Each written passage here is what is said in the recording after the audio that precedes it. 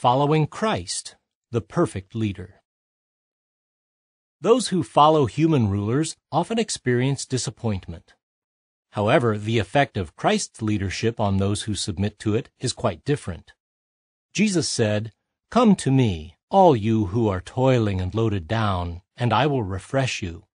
Take my yoke upon you and learn from me, for I am mild-tempered and lowly in heart, and you will find refreshment for your souls." Matthew 11:28 and 29. Jesus' leadership is refreshing and uplifting. He is keenly interested in the lowly and downtrodden, inviting them to get under his kindly yoke. What, though, is involved in following Jesus' leadership?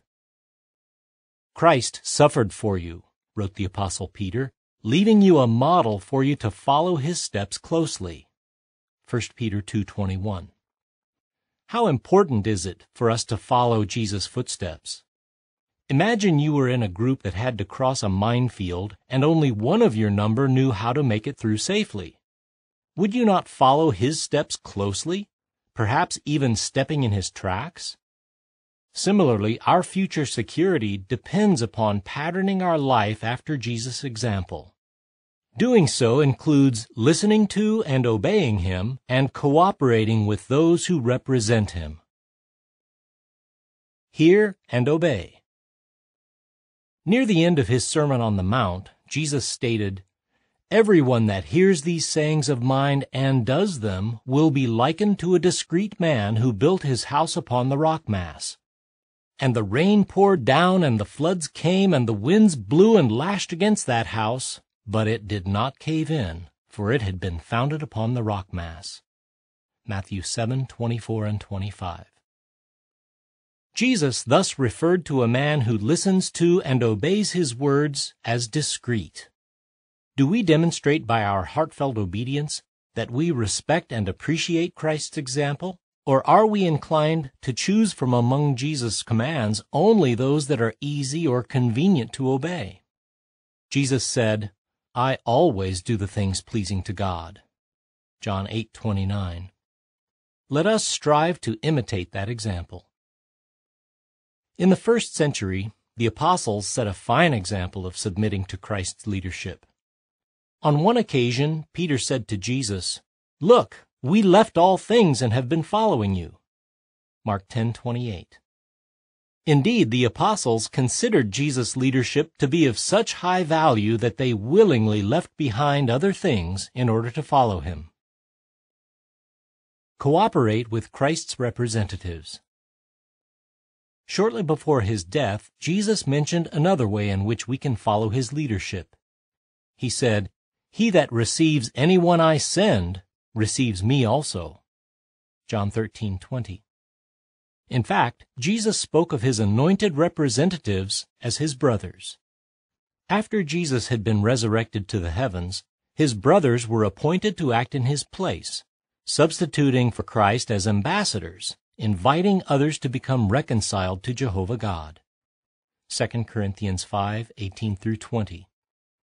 Our recognizing Christ's leadership involves submission to his brothers. We do well to examine how we respond to timely scriptural counsel presented in our Bible-based publications. By studying the Scriptures and attending congregation meetings, we are reminded of the sayings of Christ. We show our heartfelt appreciation for this supply of spiritual food by regularly partaking of it. What, though, should be our reaction if certain counsel is repeated occasionally? For example, God's Word counsels Christians to marry only in the Lord. 1 Corinthians 7:39. For over a century, this subject has periodically been discussed in the Watchtower. Christ's brothers surely demonstrate their loving concern for our spiritual welfare by publishing articles on this and other inspired counsel. Paying attention to these reminders is one way to show that we are following our perfect leader, Jesus Christ. The path of the righteous ones is like the bright light that is getting lighter and lighter until the day is firmly established, states Proverbs 4:18. Yes, Jesus' leadership is progressive, not stagnant. Another way to cooperate with Christ's brothers is to have a positive attitude toward any refinements in our understanding of scriptural truths as published by the faithful and discreet slave. Matthew 24:45. We also demonstrate our submission to Christ's brothers by cooperating with the appointed overseers in the Christian congregation. The Apostle Paul said, "Be obedient to those who are taking the lead among you, and be submissive, for they are keeping watch over your souls."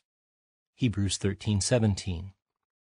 For example, an elder may give us encouragement related to the importance of having a regular family worship evening, or may offer suggestions concerning some aspect of our field ministry. A traveling overseer may give us some helpful scriptural counsel on a particular aspect of Christian living. Our willingly applying such counsel shows that we follow Jesus as our leader. The world is sadly lacking in effective leadership. But how refreshing it is to follow Christ's loving leadership. By all means, let us obey our leader and cooperate with those he is using today. End of article.